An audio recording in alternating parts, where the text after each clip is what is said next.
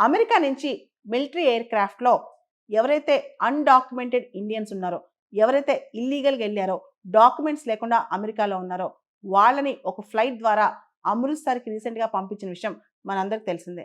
అయితే వాళ్ళని చాలా ఇన్‌హ్యూమన్‌గా ట్రీట్ చేశారని, వాళ్ళకి బేడీలు వేశారు చేతికి, కాళ్ళు కట్టేశారని, వాళ్ళ సీట్ల నుంచి ఇంచు కూడా కదలనివ్వలేదని చెప్పి వాళ్ళు వాపోయారు ఇక్కడికొచ్చిన తర్వాత.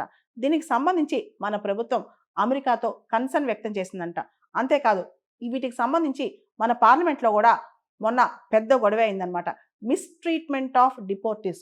డిపోర్టీస్‌ని ఇంత దారుణంగా చూస్తారా? వాళ్ళు మనుషులే కదా! వాళ్ళ యొక్క కనీస అవసరాలు వాష్‌రూమ్, వాటర్ ఇవన్నీ తీర్చకుండా ఇంత కఠినంగా వ్యవహరిస్తారని చెప్పి చాలామంది అభిప్రాయపడుతున్నారు. అసలు మిలిటరీ ఎయిర్ క్రాఫ్ట్ ఎందుకు వాడారు? వాళ్ళని డిపోర్ట్ చేయడానికి నార్మల్ ఎయిర్ క్రాఫ్ట్ వాడొచ్చు కదా! సి-17 మిలిటరీ ఎయిర్ క్రాఫ్టే ఎందుకు వాడారంటే అమెరికా ఒక సింబాలిజంగా చెప్పాలనుకుంటుంది.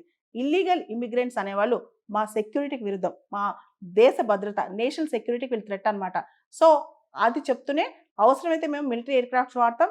లేదా ఏ శక్తులైనా వాడతాం వాళ్ళని వెనక్కి పంపించడానికి అని చెప్పి ప్రపంచ దేశాలకు చాటి చెప్పేందుకే మిలిటరీ ఎయిర్ క్రాఫ్ట్స్ వాడినట్లు నిపుణులు చెప్తున్నారనమాట. ఏది ఏమైనప్పటికీ డొనాల్డ్ ట్రంప్ ప్రభుత్వం మాత్రం ఇల్లీగల్ ఇమ్మిగ్రెంట్స్ విషయంలో చాలా కఠినంగా ఉంది.